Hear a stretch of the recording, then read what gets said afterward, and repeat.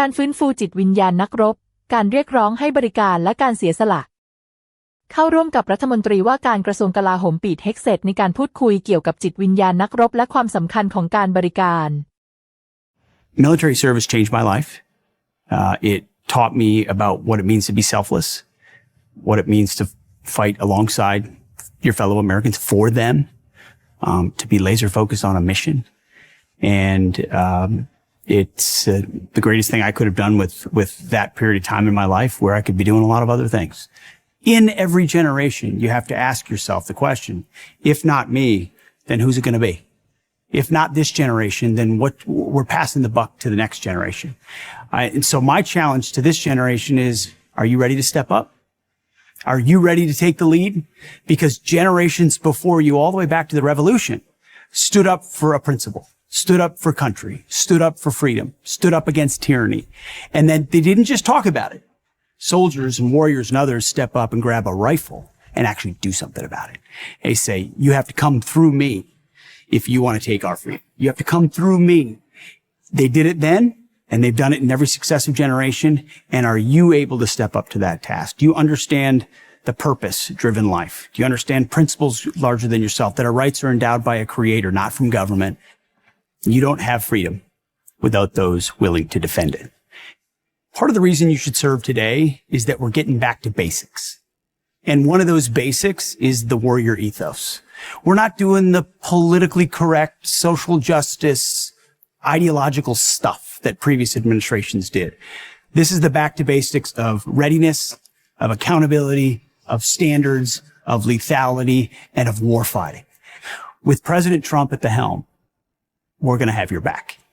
We will have your back when we ask you to do difficult things. You will be equipped with the best equipment in the world. You will be given a clear and narrow mission that's focused on our country and our country's interests. To be strong, to be tough, to be selfless, to be courageous, to be determined. Those are principles of the warrior ethos. To finish the fight. We need that instilled in the veins of our warrior class of Americans who are willing to do really tough, really difficult things, and not because they're going to get a medal for it or they're going to be famous because of it, but it's because of the integrity and honor and duty that they have inside them that makes them a warrior. You see, the world looked at Joe Biden and felt like they could take advantage of America. We were chumps. We were weak. We were woke. We were focused on other things. They look at President Trump and they say, this is a guy who's serious, substantive. He's rebuilding the military, and I don't want to mess with him. Because if I go sideways on America, I might just get the business end. So the revival of the American spirit you see most directly in the revival of recruiting numbers. I mean, it was in the tank under Joe Biden, and now it's at historic highs. Tell me what changed. What changed is President Trump. What changed is belief in America. What changed is the military knows he has their back. The spirit is back, and you feel it. You feel it in the ranks. I get a chance to go see our troops. They're excited. They're proud to wear the uniform. It means a little more to them. Knowing the kind of leadership that they have. And that spirit obviously culminates at the 4th of July on Independence Day, when we all celebrate our country.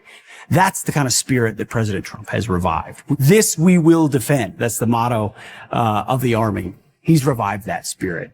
There's no such thing as over the top on the 4th of July. When you consider what those men did 249 years ago in signing that declaration, they were signing their own death warrant. Yet we don't have this blessing without that. So buy more fireworks, make them bigger, buy more hot dogs, spend more time, celebrate the 4th of July. Do it big, because we are blessed to live in this country right now. I'm Pete Hegseth. I'm the Secretary of Defense, and may God bless our military and God bless our country.